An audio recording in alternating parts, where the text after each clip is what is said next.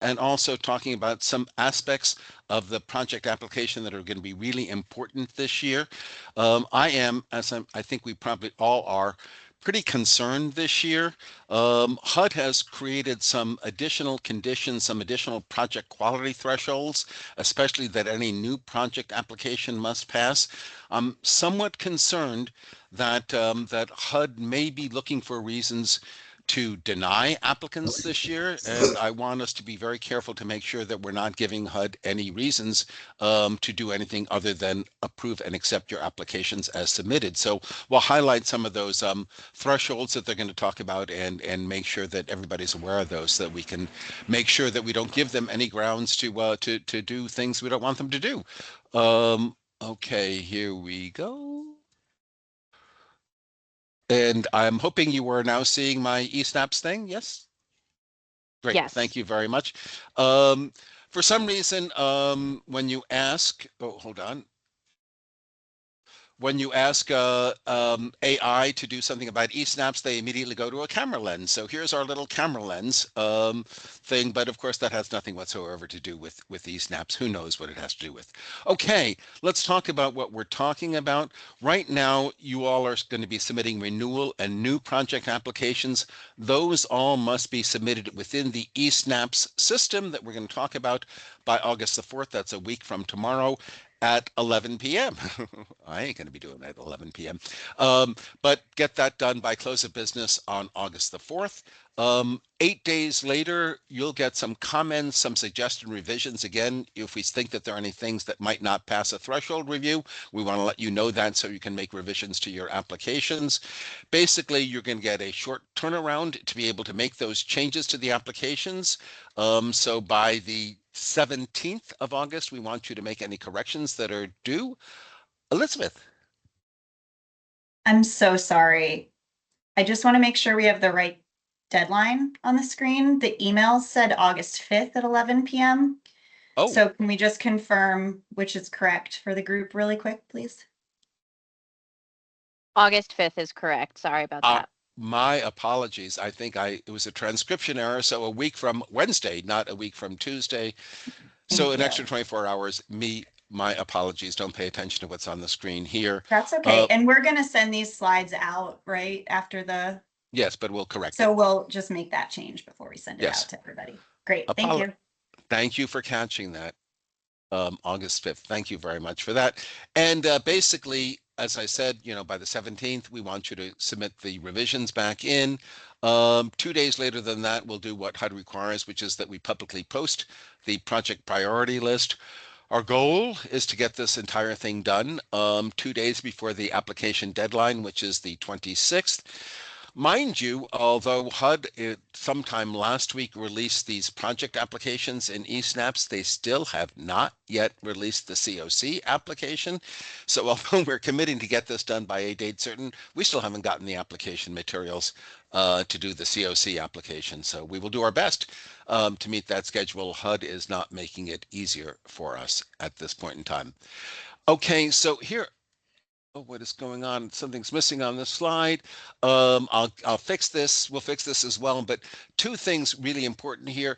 If you don't have a username, if you're not in the eSnaps system at all, if your organization does not have an applicant profile in the eSnaps system, this is the resource you want to go to. It walks you through step by step through the process. I'll do a brief overview about how that works, but if you really are new to the system, that resource that's highlighted here will be a good one. This next one, which I'll correct as well, I don't know why it didn't come through, is a link to where on the HUD website they are providing all the resources that you can have. Hopefully, the other thing that's critical here into the resources to get access to the eSnap system, you just click on this esnaps.hud.gov to gain access to the notification of funding opportunity. There is some very important information in there. I'm going to highlight it. That's where you're going to get the information that you need about those project quality thresholds that I talked about. You really are going to want to pay attention to that when you're completing the application.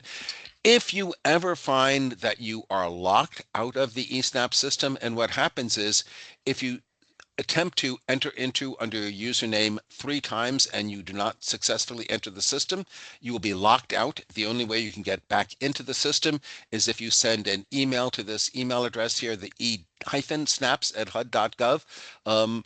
It is all a human manual system, so some human being has got to go in and reset your password.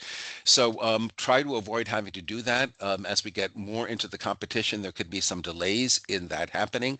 What I always say, and I'll show you when we get into eSnaps, if you try one time to enter the system and you get an error message, it does not lock you in, wrong password or something like that, there is a button that you can press that says forgot password, and it'll allow you to reset your password. But once you get locked out of the system, you can't reset your password. You've got to email HUD to get back in. So try and avoid that happening. If you, again, any problems in accessing the system, it's that email address. If you've got program questions like, can a supportive services only project provide pet care services? That's the kind of question that it's a program question. You don't send that to the eSnaps mailing address. You send it to the COC NOFO mailing address if it's a programmatic question about what might or might not be eligible under the program. There are basically these different kinds of application types that you may be seeking to apply for in this competition. First off, as we know, we have, unfortunately, in this competition, a much more limited number of renewal applications, but we do have renewal applications in this competition. Any organization that's been notified that they can submit a renewal application, the process is essentially the same as it's been in the years past. It's a fairly simple thing if you're doing a renewal. And I'll show you how to do it, but you could import the data from your last year's application. You just make minor changes and you basically submit the application as it was. Remember, a renewal application is not the time to make any significant changes in your project. However, in a renewal, you can make minor budget changes. If you're renewing the project, you can take 10% of any budget line item and shift it to another budget line item. Any changes above 10% in a renewal budget will not be recognized by HUD, and they will make your project revert back to the grant budget that it originally had. If you're talking about, and we're going to have many, many more new projects this year than we have in the past, that's because HUD has set the ceiling on Tier 1 at 60%. So the kinds of new projects could either be a reallocation, which also might be a transition project where you basically are transitioning from one component, say rapid rehousing, to transitional housing. That is both a reallocation and a transition application. You can submit an application for a new bonus project. Remember, each COC can apply for new bonus funding. Up to 15% of our annual renewal amount is eligible for bonus things. And as I've highlighted, anything that's submitted as a new project must meet this new project quality thresholds that we're going to be talking about. So pay attention to those. HUD will really evaluate your project against those thresholds. I always say that HUD's motto is that no good deed goes unpunished.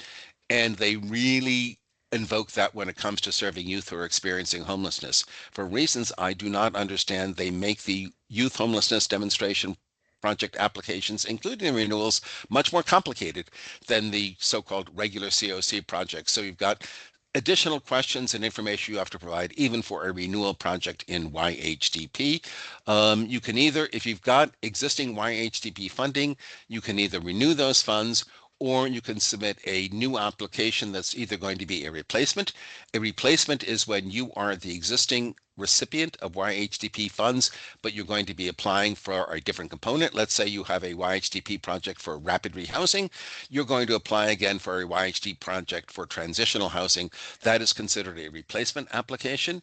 If it is YHTP funding that is going to a new recipient, not the current recipient, that is considered to be a YHTP reallocation application. Okay. A lot of projects, as I've indicated, are going to be submitting under this transition grant. It is a way for an existing COC grant to transition into a new program component. In order to do this, the applicant has got to be identified as the recipient of the renewal grant that's being transitioned. You can, and it says very clearly, you can partially or fully reallocate a grant to transition. In addition to that, and I'll show you in the eSnaps thing, if you happen to have, say, 2 rapid rehousing grants and you want to convert those grants into a single transitional housing project, you can do that. You can do up to 4 grants. It could either be a partial reallocation of one grant and a full reallocation of others, but you are able to combine 4 different renewal grants into a single transition grant. I'll show you how this is done. Also, what HUD says, if they do select your transition grant, you will work with the field office to describe and document the process as to how you're going to transition from one component to the other. Although you are expected, if you're doing a transition grant and I'll show you where in the project application, but although HUD does not specifically say this, this is coming out of both the detailed instructions and the frequently asked questions. And in the narrative that they're going to ask you about a transition grant, you're going to be expected to answer the questions of how you're going to wind down the project that you're no longer doing, how they're going to ensure that the people you're currently assisting do not become homeless as a result of this transition. What is the timeline? How many months is going to take you to fully transition? You have up to a year. You want to tell them how many months of that year it's going to take you to do it. And then finally, they're asking to give you an estimate as to how much money you're going to spend on the prior component compared to the new component.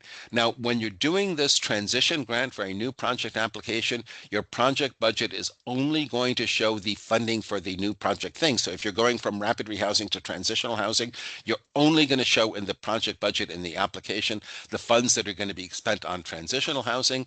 That's why you've got to use this narrative box here to describe how you're going to be spending those funds on the prior component, on the rapid rehousing component thing. I'm highlighting these things here because, no surprise, when you're in eSnaps, you do not get these additional directions as to what you're supposed to put in that box. You have to be looking at the detailed instructions and occasionally at the frequently asked questions to make sure that you are fully answering the questions that they are looking for. There are of the possible new program types. There are 2 different types of street outreach that you might, of supportive services only that you might apply for. Either street outreach, which obviously is working with people who are living unsheltered, or standalone projects.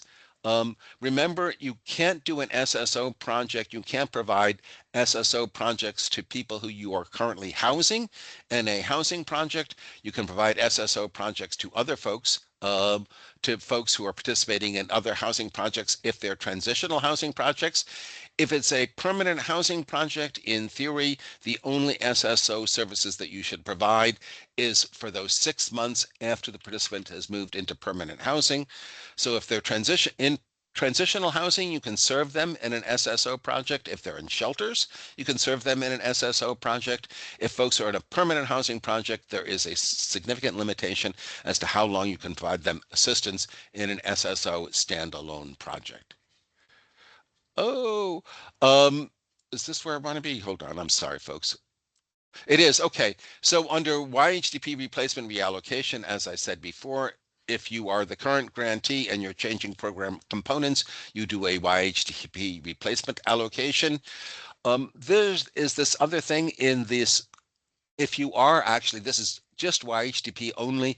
If you are going from a YHDP housing project to a YHDP SSO, be mindful in the transition period, you can't use any of those YHDP funds to pay for housing costs. This is a YHDP only limitation, but pay attention to that. If anybody is a YHDP and is doing a transition to an SSO, there is this additional limitation on how the funds can be spent. That does not apply to the so-called regular COC funds. You can continue, even in an SSO, you can do the transition.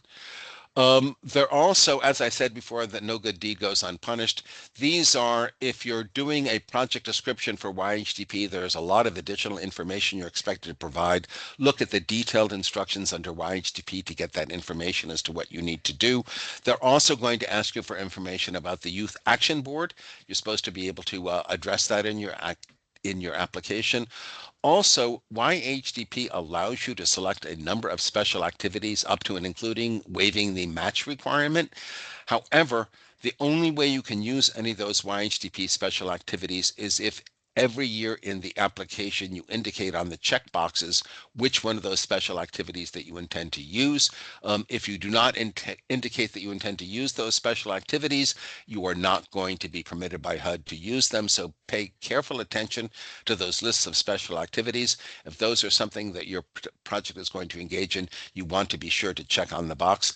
Furthermore, if it's some of those special activities require funding, for example, one of the special activities is allowing you to support youth in moving more than once, then you want to show in your program budget that you've got funds for those special activities, and you want to put a note in when you're doing your budget description that there is, funding in there for the additional security deposits, the additional moving expenses that are allowable under YHDP.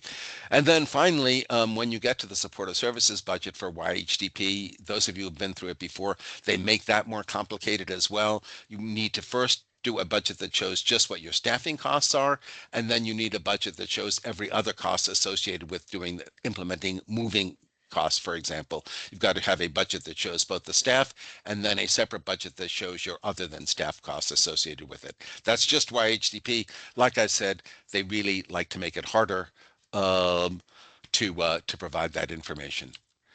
I have said before that you really, or I'm trying to highlight now, you really want to pay attention to the detailed instructions.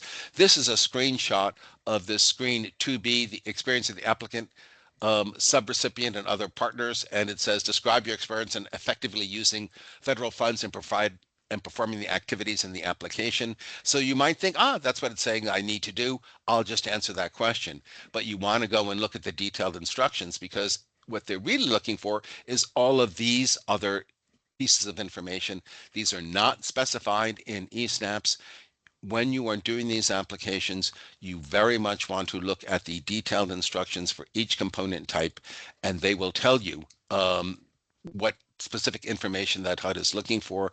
I really strongly suggest when you're doing your project application, have the detailed instructions. There are different ones for renewal project applications, for new project applications, for YHDP, new and renewal project applications. You want to be paying attention to those when you are completing your applications, because the eSNAPs instructions are not sufficient. One other thing, and then I'm going to get into eSNAPs in just a second. When you're doing these screens, they're often going to ask you for the number of units or the number of households, the number of beds, and the number of persons. Please be advised that when they're talking about units and households, they should be equivalent. So if you're talking about 30 units, we should be talking about 30 households. If you're talking about 45 beds, then we should talk about a project that's serving 45 persons. HUD expects the numbers in these screens, the 4B, 5A, and 5B. I'll go through them when we go into eSNAPs, but they're expecting them to be consistent. I see a lot of variation, and they're supposed to be at one point in time when the project is operating at full capacity. So when you're entering these screens about the number served, don't talk about the number you expect to serve through the course of the program year. What you want to do is talk about the number served at a single point in time and keep it consistent, both in terms of the units and beds and the persons served to the extent that you can. It always gets confusing. When you are applying for funds, the renewal grants must equal the annual renewal amount as shown on the grant inventory worksheet. As I said, you can shift funds up to 10%.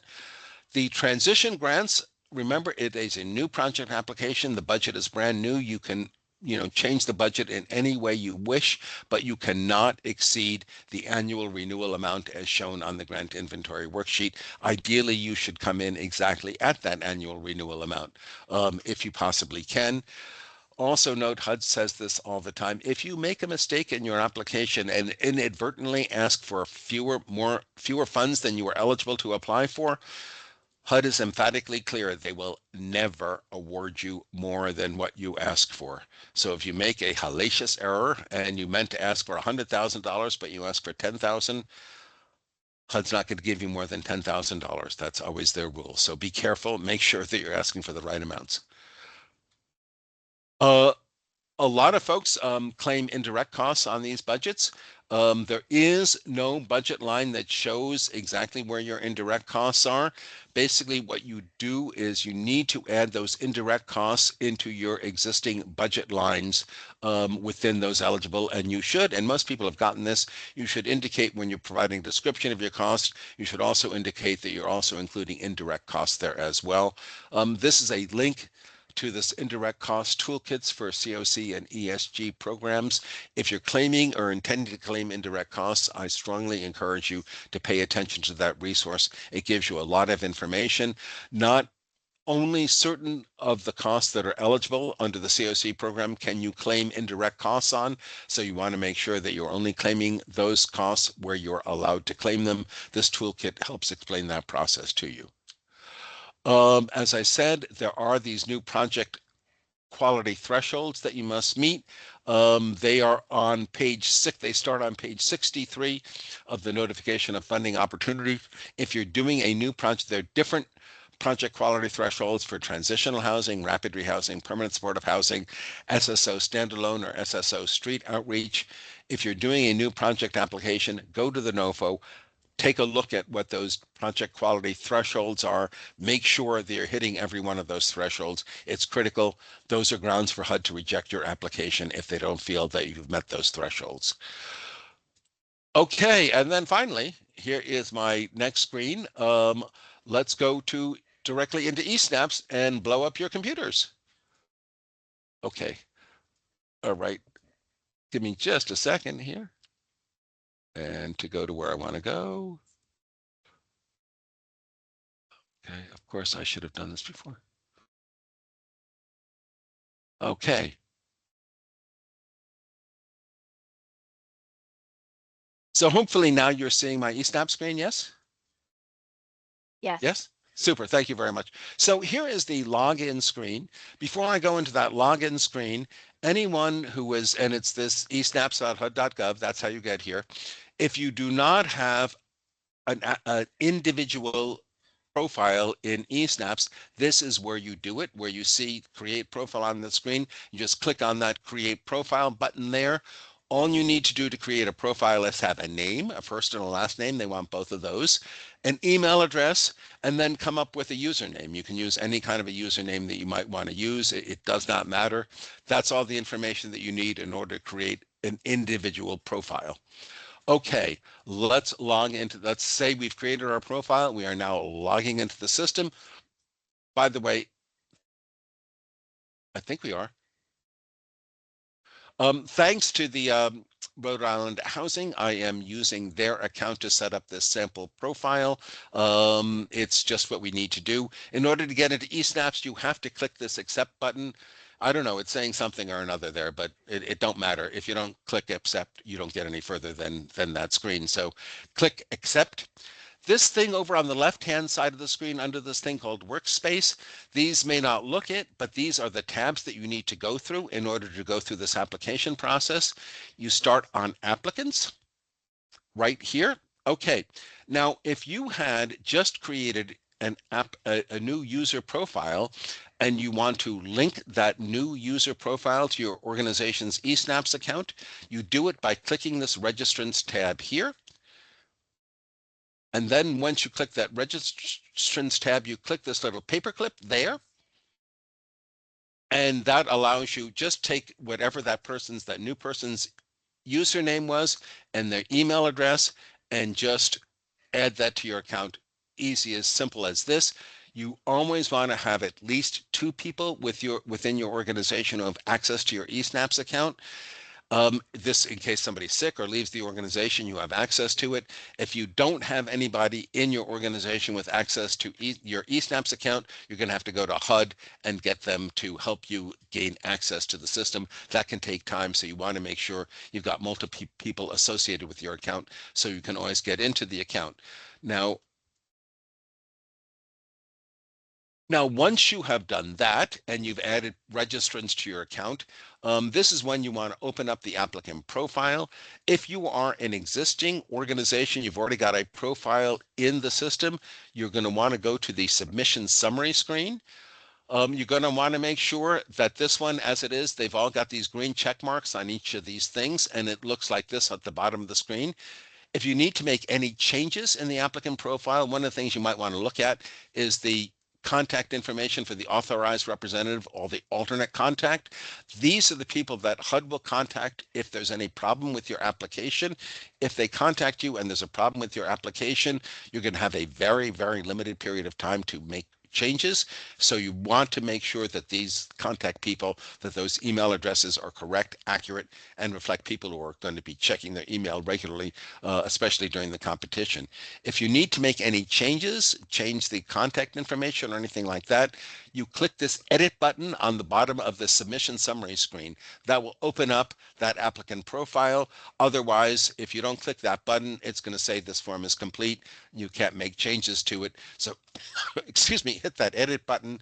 And then after you've made any changes, come back to the submission summary screen.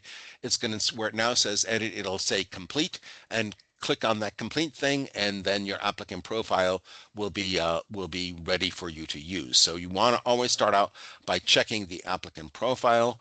The next thing you want to do, you have to do, is click on the funding opportunity registrations. And you're going to see quite a few of them this year. So the ones that you're going to be, as project applicants, that you're going to be interested in, you want to click, are either going to be the new project application, and be careful, it's FY26, do not click on FY25, or renewal project application FY26, or YHDP renewal project application FY26, or YHDP replacement application FY26. So for this competition that we're working on, make sure that you're registering for FY26 only. It's either going to be, as I said, it's either going to be the renewal project application, the new project application for FY26, or the two different kinds of YHDP applications. And all you need to do, and any of these things, is just click on this little tab here. Once you do that, it says, are you sure you wish to register for that funding opportunity? You click yes, and then it says go back to list. That's all you need to do on that. I'm not going to sign them up for the renewal things right now. Then after, that's all you do. Click on that, click on the correct project type, click yes when it says do you want to do it, and that's the end of the game. Then after you've done that, you go down. Oh, Elizabeth has a question. I just wanted to put an exclamation point behind what you just said, Howard. So when you're registering, please be looking for the 2026 date, like Howard is talking about. If you submit the 2025 application, it literally will not get to us. So you will submit it into the ether and we will not receive it, and you'll have to go in and do it all over again. So make sure when you're registering that you are doing the ones that say FY 2026 for all of the project types. Thank you. Thank you. Okay, so now here's what's happened. So we're on the project screen, okay? Then what you want to do is on the project screen, you want to do where it says funding opportunity name in the middle up there. You want to click down, click on that, have the drop down menu come, and then you want to go to that new project application, FY26. Now, when you're first doing this, you see these two things that are listed here. Nothing's going to be listed there. So when you first do it on that registration, nothing's going to be listed here. You click on this plus sign here. And this is where you can get to set up your new project. You can name the project. We suggest to make it simple. Probably start the application name with FY26, new project, and then the name of your project to make it easy to understand what this project is all about. You have this option. This is import data from is very useful on the renewal project application, not so useful on new project applications. But if you're doing a renewal project application, this is your opportunity to import the data from your prior year's application. You must import the data before you hit the save button. If I made this mistake the first time out. I thought, oh, I've got a great name for the project. I'm going to name the project and I want to save it because I want to keep on to that name. But once you hit save, you can't import data into it anymore. So don't do that first. Name your project, import the data if it's appropriate, and then hit save and back. Okay. And that will give you, all you're doing there is naming your new project. Then you come down to the next tab down, which is the submissions tab. Now, For me, this is usually a big challenge because what you need to do at this point in time is remember the project, the name of the project that you just named, because you're then going to, on this giant list of projects here, especially for Rhode Island housing, you're going to have to go through a whole list of projects and try and figure out which project it was that you just named. So try to remember what you named. This is what I named this project. This is the demonstration thing. And so when you see this, you just click on your little orange folder,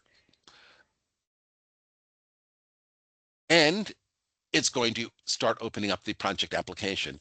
Now, I have done this thing. You'll see when you first open up these project applications, all the screens that are opening up here are not going to open.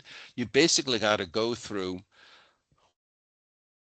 a minor digression here. Until about a little over 15 years ago, all of HUD did all these applications on paper. And then they came up and it was really crazy. I mean, you had to do these top binders and you had to put little tabs on each thing that said Exhibit 1, Exhibit 2, Exhibit 15. And then you had to basically hand deliver 10 copies of these top bound folders to HUD in Washington in order to apply for this program. So they came up with the eSnap system, which means you don't have to do this all on paper. They don't need wet ink signatures on all these forms. But when they came up with eSnaps, they basically acted as if it was still a paper application. So they have all these kinds of what are essentially paper forms that would have been that are sitting here in the application. So you have to go through a lot of things like this thing. The first thing will open up is something you can do nothing about. It's just there. And this another thing, this basically just importing the data from your applicant profile. There's nothing you can do on this screen. It's just information. Again, another screen, there's nothing you do with it. It's just there. It's like a piece of paper that's part of your application. You don't make any changes to these forms. Don't be concerned about that. We're finally getting into some stuff where you can actually provide some information. You'll have to provide, first of all, obviously indicate that your state is Rhode Island. Again, it'll import right there the name of the project. Then you need to indicate the congressional districts for the applicant, the congressional districts for the project. This is important. You need to indicate a proposed start and end date. Whatever you put, especially if it's a new project, I mean, just put a date in to start in 2027. Whatever date you put in is not the date that the project's going to start. This project's going to start when HUD notifies you that they're ready to process your contract, but you need to put a start date in 27. Remember, if it's a new project, you can apply, although it is a 1-year grant, you can ask for up to 18 months worth of funding in order to get 18 months in which to expend those 1 year's worth of funding. So if you're going to ask for longer than a 1-year term, you want to have that reflected in your end date here. If it's a 1-year term, you're going to ask just for, as this application is doing, it's asking just for 12 months, but you could ask for 14 or 15, 16, up to 18 months in this application. But you need to come up with those project end dates. Then you're going to have these forms where basically you get to say you're not I'm sorry, this 1E, this other form here, very confusing. Basically, you've got these three choices here. The easiest one to select is this B. It's subject to that and not been selected by the state. Just click on that B on this 1E form and you will be fine.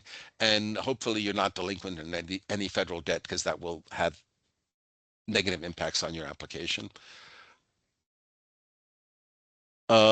There is, again, now these are all these standard forms. All you're doing here is checking a box at the top of this form.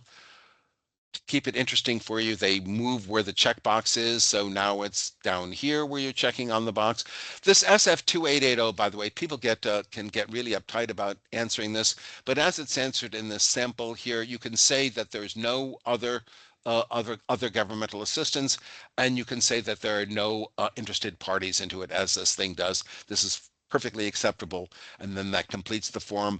I've seen people put all kinds of information on this form. I've never seen HUD come back and say, there's a problem with that form. So don't get uptight about this form, but you need to complete it. Once more, the drug-free workplace, you just click in that box in the center of that form. Regarding lobbying, again, click in the box saying you didn't have a lobbyist. Now, once again, you get to say that you didn't have a lobbyist because they really like to hear that more than once. This is another certification you need to do about a non-construction program. Again, you have to just say, do these certifications or else you just cannot do the application. And then I don't think anybody is asking for construction funds, so you can say no to these things. And then this is a brand new one. This is their new things. So again, you've got to do these two certifications. Oh, they're they okay, we'll just let them go. Now here, a project subrecipient means another eligible organization that's going to assist you in carrying out this application. Here we're showing there are no subrecipients, but if you do have a subrecipient, you just click on this plus sign here and you identify your subrecipient. You got to have their taxpayer identification number. You need their SAMS.gov registration number, the UEI, and then the address and then the congressional districts about the thing, and complete that information about any subrecipients that you have. I showed you already, this is the form about the experience of the subrecipient and the applicant. I showed you that there are different information, that there's different information required than what these instructions say. These are where you start in these narrative boxes. This is where you really want to have the detailed instructions open as well, because as I'm saying, what it says here by HUD in these instructions are not sufficient to answer the questions. You So you want to make sure you're paying attention to those instructions. Okay, now this is really important here. So if you are, first, this is where you're starting to get information about the project. Here on the COC name and number, obviously we're going to go to Rhode Island.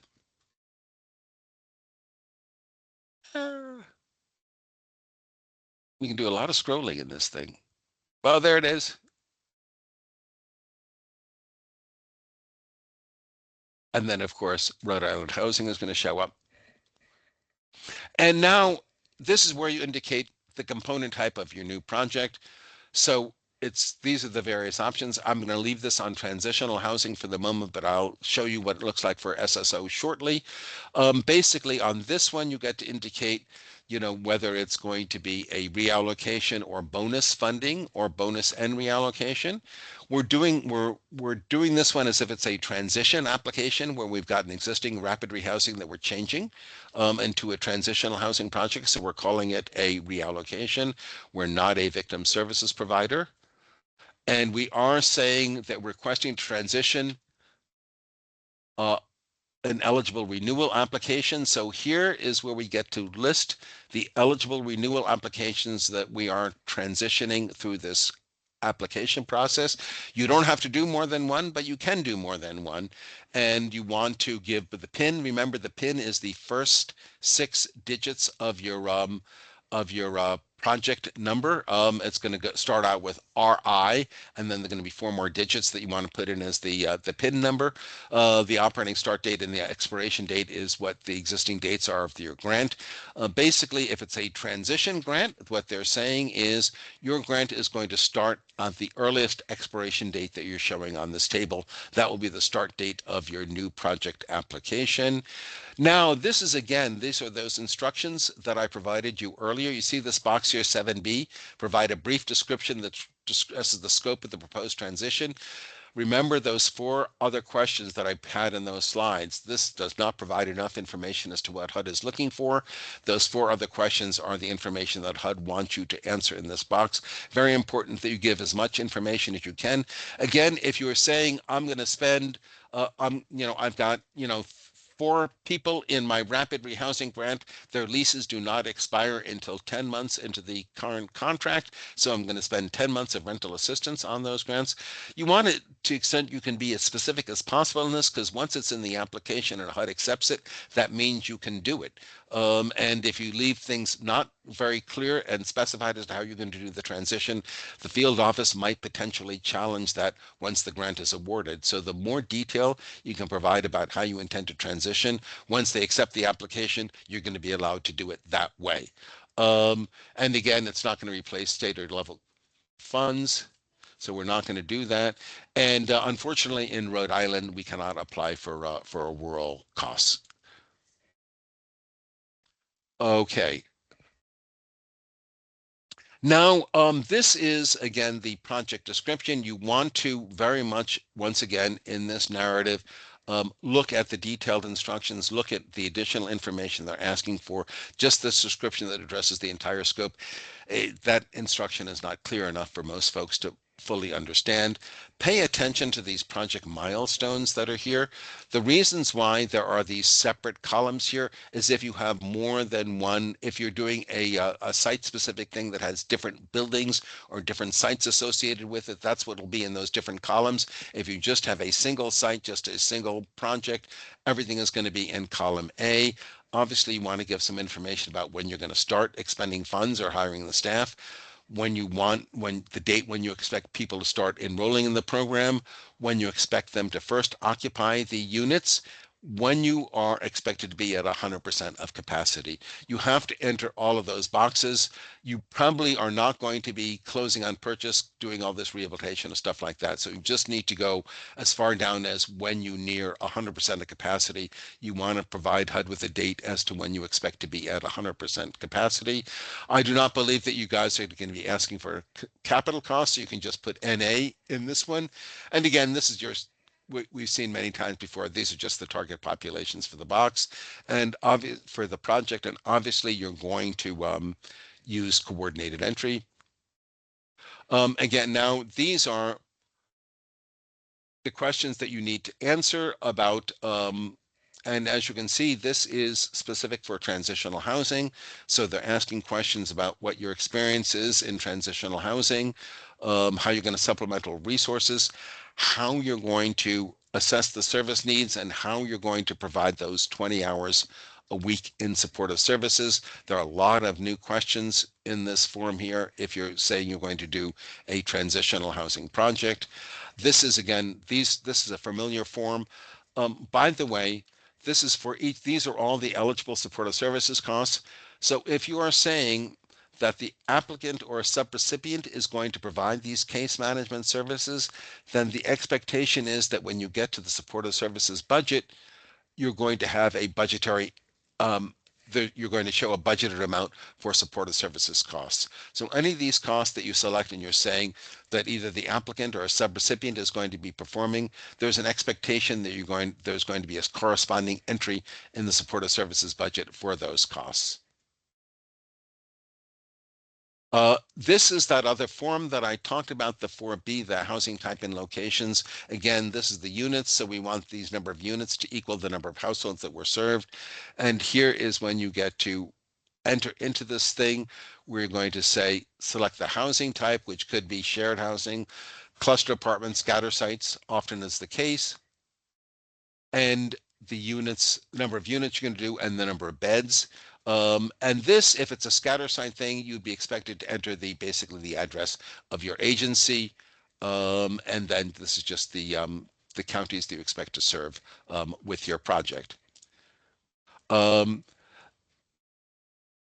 then, as I said, right here, we're talking about the number of households that we're going to serve. So this number of households should equal the number of units that we just said in the prior screen. This should be fairly straightforward here. They want to have households with at least an adult and a child. Households without children or households with only children. Should be straightforward, but as I said, these number of households should equal the number of units that we said in the prior slide. This one gets a little more confusing. I think folks have seen this before, but basically in these columns that are dark shaded, chronically homeless, not veterans, chronically homeless veterans, and veterans not chronically homeless, those are each unique. People can only be in one of those boxes or in none of those. But on these other categories, it's possible for folks to have both a substance use disorder and HIV/AIDS or have mental illness. So some of those can be double counted. And what you want to do is basically make sure that across the board, we're either listing those folks under these categories or they're not listed by any subpopulation so that the numbers of people served on this screen equals the number of people served on the 5A screen before. Sometimes this one gets a little confusing, so you might need to work on it a couple of times to get these numbers to work and get rid of those error messages. And this is really important. This is basically what sets up which budget forms are you going to be are going to open up for your application. So we would basically, we're going to do leased units and supportive services. This is a transitional housing project that we're doing. This is where if you want to have your initial term be longer than 12 months, which HUD often recommends, this is where your opportunity is to do that. Okay, and indicate that you want 3 additional months. You don't get any more than 12 months worth of funding, but you get an additional period of time in which to expend those funds. And then again, so if we're talking about leased units, and remember the reason why I did the leased units, if you are a nonprofit organization and you're in the regular COC program, you're not allowed to administer rental assistance in transitional housing. So if you want to have a housing assistance, generally you're going to be using the leased units budget line. Basically, as you do in the past, you just click on this plus sign, indicate which fair market rent areas you're using. Which is going to be relevant to Rhode Island, that you have to go through all of these, and then basically indicate what your bedroom distribution is. And basically, you have no choice. You must request 100% of the fair market rents in a new project application. It will automatically populate that. Yes, Elizabeth. Just to save my colleagues a little bit of heartache, a reminder that there is one FMR for Rhode Island that's actually listed under Massachusetts. So if you're looking for the Providence FMRs, it's under Massachusetts on that screen. It is in there, but many of us use them, and we have to go to MA Providence, which is funny, but they haven't changed it yet. There's a lot of scrolling you have to do. Yeah, Oh, on mine, oh, I can type in like MA and then it oh, goes I to bet their you thing. can. Is that it? No. No, it's one that says Providence. Folks will see it. Yeah, if you go down. There it There is. it is. And there are your rents. Thank you, Elizabeth. Sure. So then all you need to do is indicate however many units that you're doing, and the correct amount will automatically populate. There's, unless HUD changes the application deadline, as long as the application deadline is prior to September 30th, that is in fiscal year 26, and the regulations read that grant will be awarded based on the fair market rents that are in effect at the time then the application is submitted to HUD. So if we're submitting these on August 26th, you will be funded with the 2026 fair market rents in your when your project is funded. Okay, and this is again, the supportive services budget. As I said, if you indicated in that prior screen that these services were provided by the applicant, the expectation is that you're going to have an entry here. Please, when it says quantity and description, that is what HUD is looking for. So if it's case management, your entry should be, say, 2 full-time equivalent case managers at X dollars per year salary plus 32% fringe, plus cell phone, plus notebook computer, plus indirect costs, leading to a total amount requested of whatever that adds up to. So again, same thing, housing counseling services under that. Allowable costs are things like rental application fees. You should put down 15 application fees at $500 per application fee, something like that, to give HUD a little detail like that.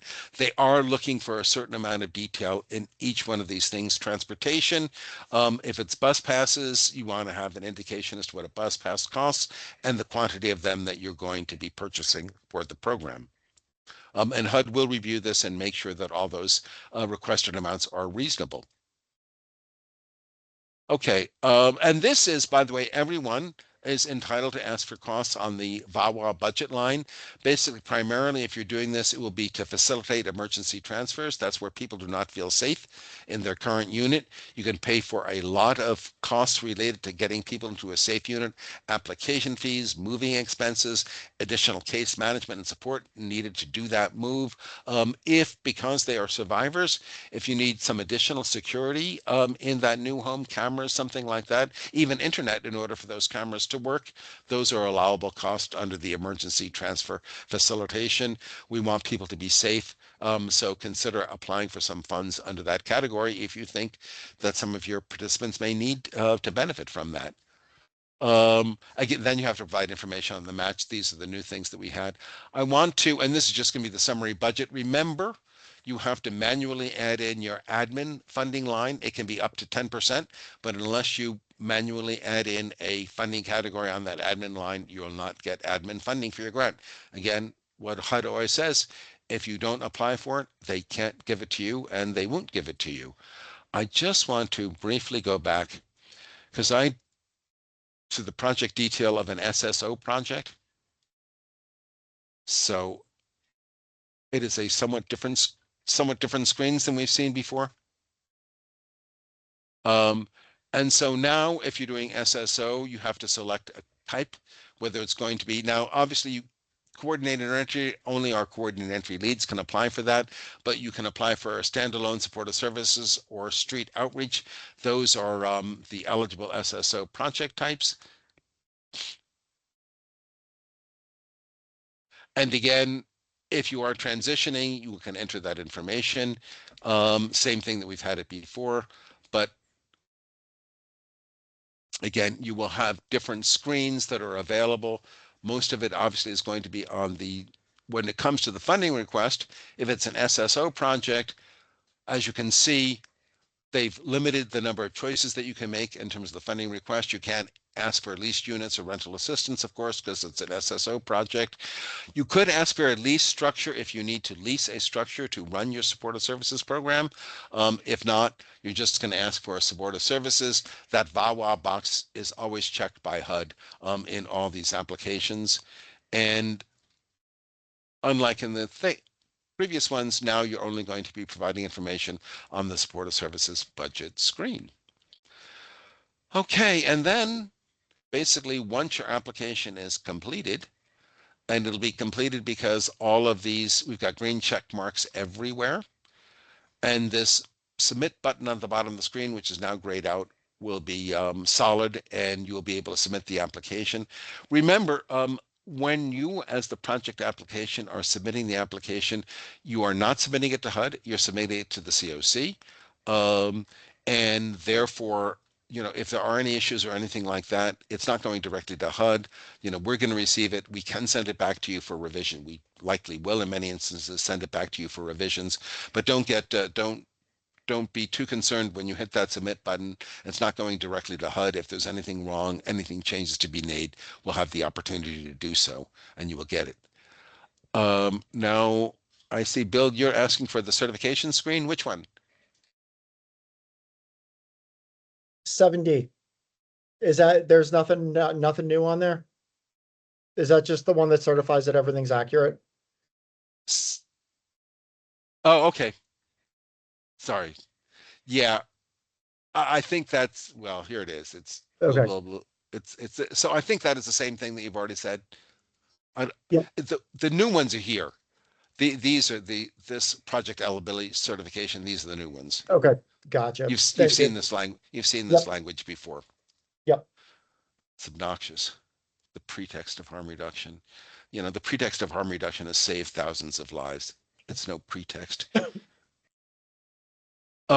So that's the application. That's how you get into it. Those are some of the different things that you're going to see, especially if you're doing these new transitional housing applications.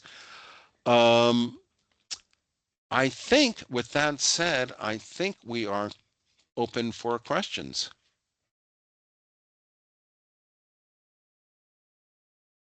Oh, yes, Bill. Yes.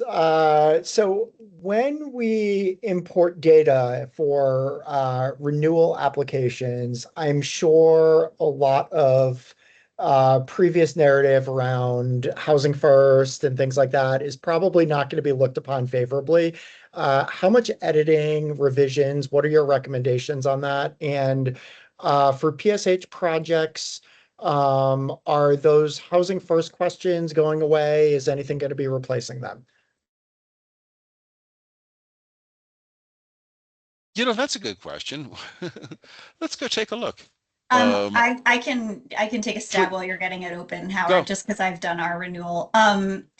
Bill, the housing first questions, like the check boxes are gone. There was nothing I noticed that replaced those. There's that new certification, the 1M screen that Howard just showed you. But no, there's nothing related to housing first that got added back in.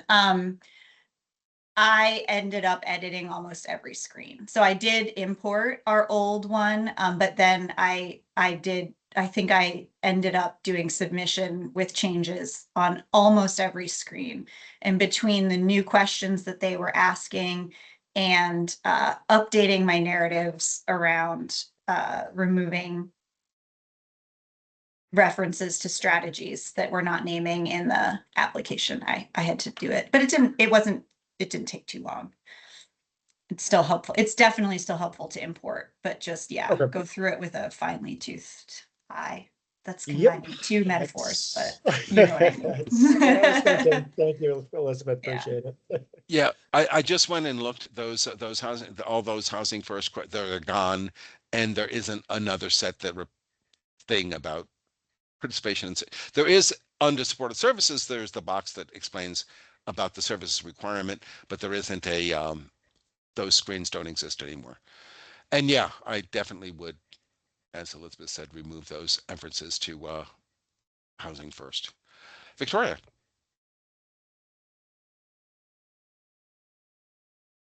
I think Colby was actually first. Oh, okay. Colby. It's fine. I would have let you go first, Victoria. No Oh, worries. you're right. I see 1 and 2. No Mea worries. culpa. Howard, real quick, for new project applications that are expansion funds, one of the questions is what type of COC funding is this project applying for with the COC project competition? There's a drop down and there's options, reallocation DB, reallocation bonus, DB bonus, bonus and reallocation. If it's an expansion project, what one of those should we select based on the 5? I think it's bonus, correct, Elizabeth? Is that where you'd go? So I actually have the same question for Sarah and Rosa. I think because the rankings haven't been completed yet, we don't have the answer to that question for you, Colby. But Sarah and Rosa, my question for you was going to be, are you emailing us once we have those, or should we be emailing you to ask if it's bonus or reallocation? How would you like us to do that? We can email you. We're finalizing that aspect of it. Great. Thank you. Sorry. No, that's okay. It's a lot at once. Yeah, and it's a simple question. And then I have a second question real quick. If we can't get the budget to align with the number that was approved, and it's all, like, I don't know why, but it just can't get the numbers to add up to equal the number that was approved by the COC for our renewals.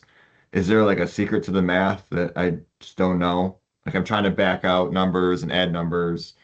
I don't know why it doesn't add up. I think we're going to want you to hit that number to the dollar. Yes. Because HUD cares if we use all the money or if we try to use all the money we can, or at least historically they have. So where I have usually edited that number is in the supportive service screen. So I think that's the most flexible one to make your math work. Howard, do you agree with that, or do you have a different suggestion?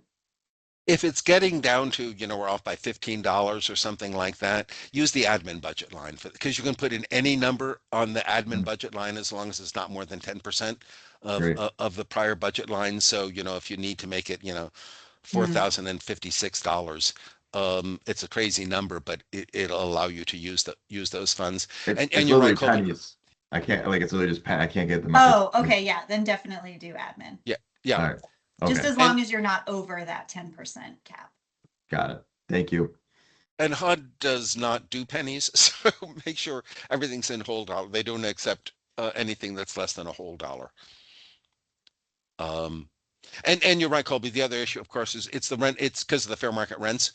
So the rental assistance or leasing budget line, you have no control of what that line is going to be. So you have to play with either supportive services or the admin line to make it balance.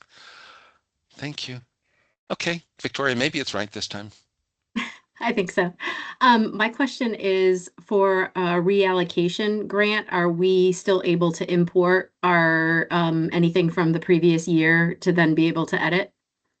Yep. Just again, and you do it on that screen, it's on that under the project screen. When you name it, that's when it'll import the data in from that prior application. Yes. The Awesome. only thing that you can't, in order to import the data, the project must have been submitted as a renewal in the last competition, which is 24.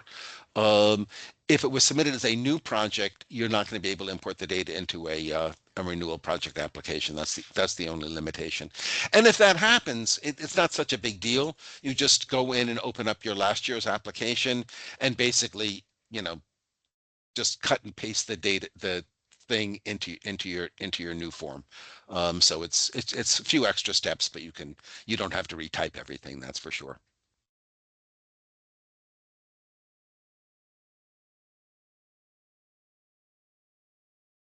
More questions. Hopefully everybody has logged into your eStaps account, within the past few days or something like that. If you haven't, I mean, basically HUD now every 90 days will lock out any account that has not been accessed.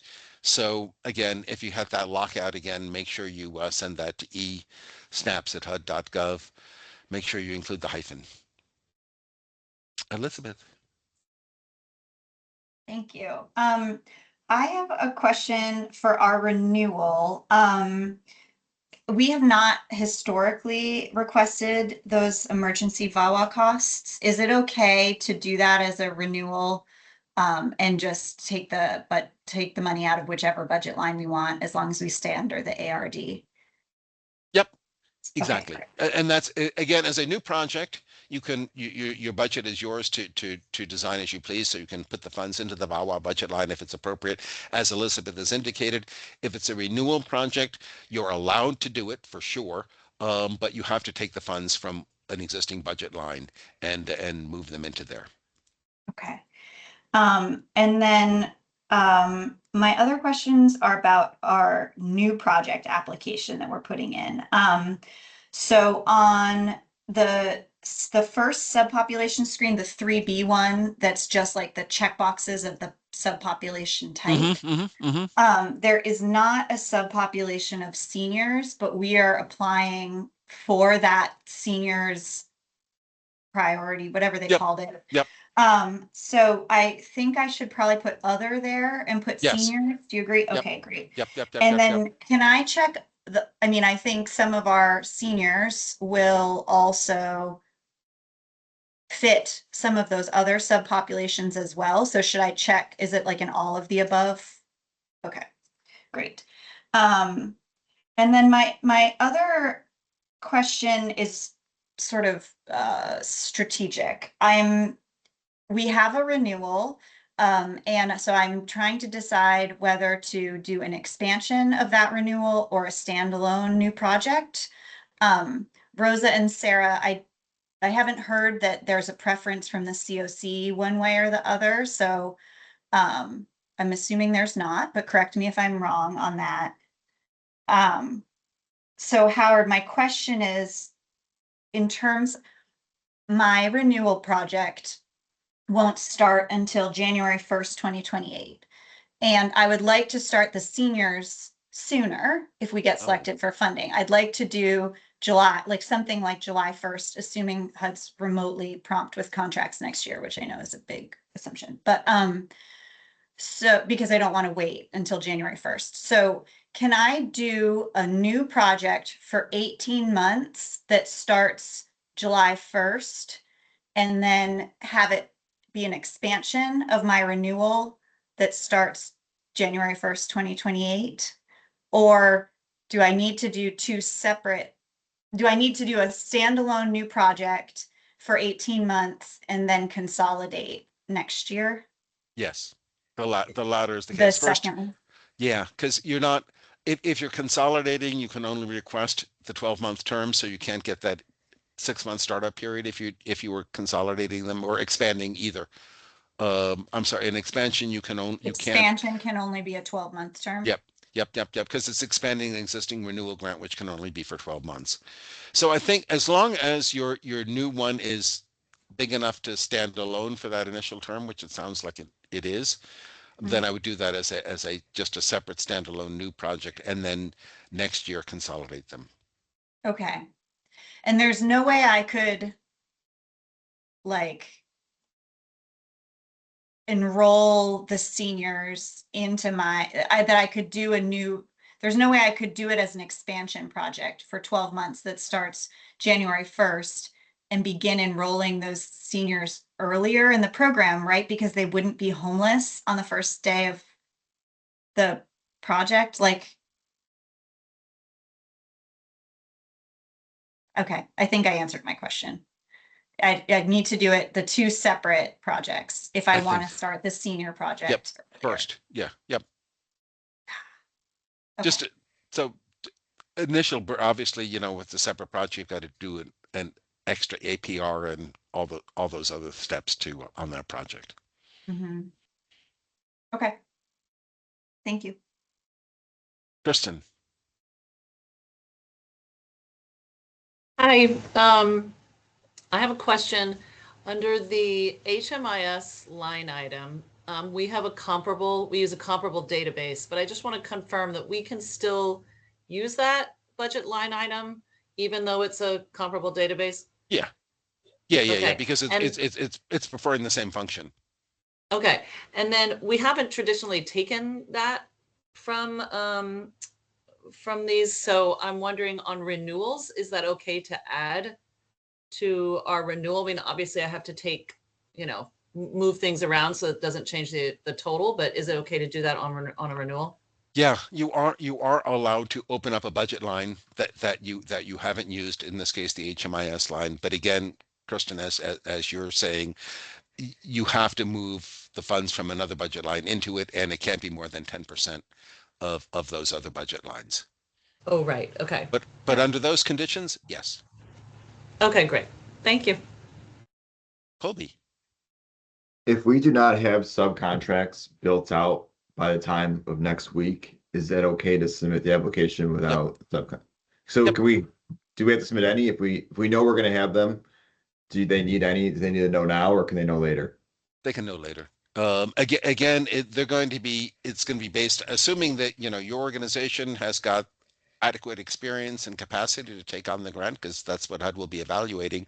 Then it's fine. Again, when you're the recipient, HUD holds you fully responsible for all the federal funds that are in the grant. So even if you've got a subrecipient, you're still, your name is on the contract, so they're still going to hold you responsible for that. So they pay a lot more attention to the recipients than the subrecipient. Thank you.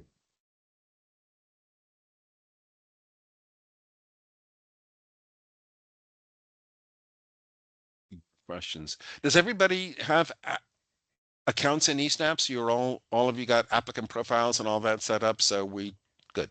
Okay, so we don't have new folks there. So, and most of you have been through this process. As I said, it's a little different this year, but not too significantly. And the advice always remains the same. I see in the chat the links went out to those detailed instructions. Can't emphasize too much. There's also on that HUD competition webpage, there's a set of frequently asked questions. This time they have sort of indexed them by topic, so they're a little easier to, you don't have to scroll through all of them. You can figure out which ones, but pay attention to that. I mean, it's crazy that you've got instructions in eSnaps, you've got instructions in the detailed instructions, you've got instructions in the frequently asked questions, and you've got instructions in the NOFO. Life would be easier if you didn't have to look at 4 different things to just answer one question, but life ain't easy when you're working with HUD. So please look at those different resources to make sure you're answering as many things that they're looking for as possible. Other questions?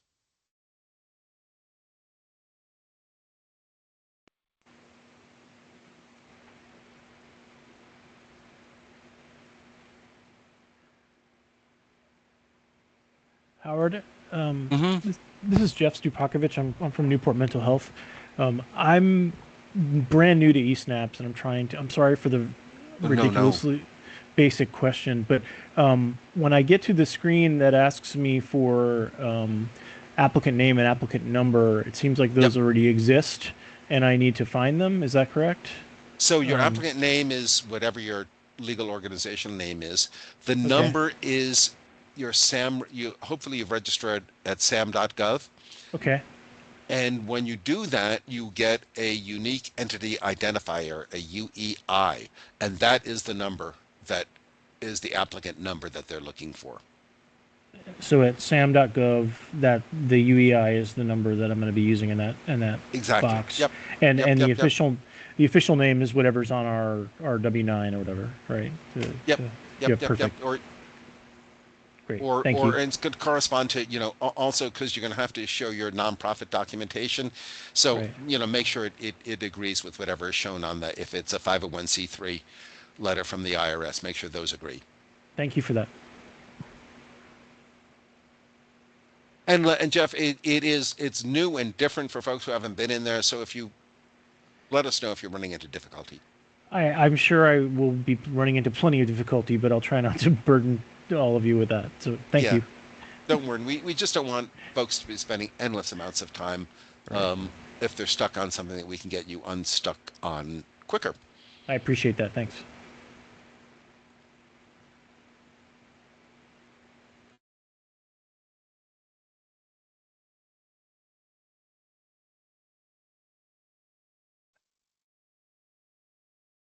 So I saw earlier, and someone checking the chat, that someone had asked a question because there was a reference on YHTP about the Youth Action Board, and what their role is. Again, this is where you want to look at the detailed instructions. They talk about, is there a Youth Action Board? You say, yes, there is. What's the compensation policy? How that they ensure that the YAB is involved in the implementation and evaluation of the project, and how. So check the detailed instructions. It gives you the information that they're looking for about the Youth Action Board in there. Like I said, I don't know why, but they really make it, they shouldn't. But the YHTP applications are harder to complete than the regular COC ones. They do ask for several bits of additional information. Sorry.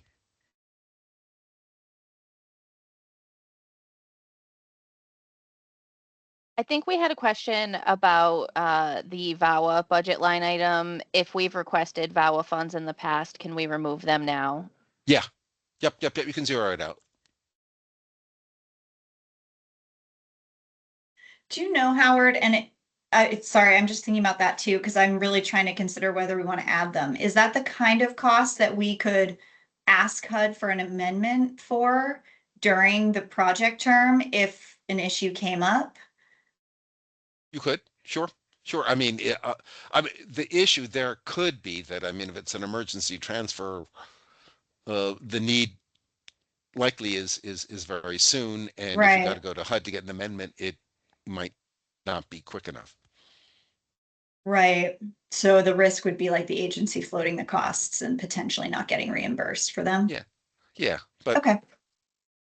It's probably not a huge risk because, again, they're kind of specific, and especially in the NOFO, it's specific as to what you can pay for under the emergency and it's most everything that would be associated with people having to quickly move their residence and get a safe place to live.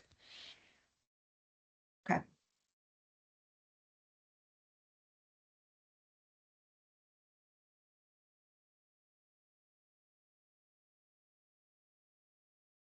All right.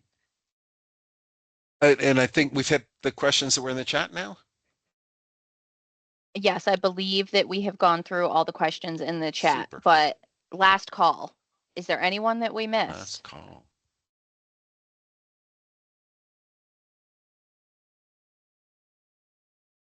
Okay, I'm not seeing anyone else. But this is not the end of your opportunity to ask questions. Our team is here to support you. So if you are stuck, if you need help, If you're not sure what's going on, send an email to myself and Rosa. If we can't answer the question for you, we have Howard and Elizabeth and the rest of our experts behind us, and we will go to them for whatever we need. We also have office hours scheduled next week. So next Monday from 3:30 to 5, we will have another gathering similar to this, but there will be no presentation slides. The entire time is reserved for helping troubleshoot issues that you're having with your applications. So please come to that if you can, but also reach out through email or send me a text, give me a phone call, let us know how we can support you with your applications.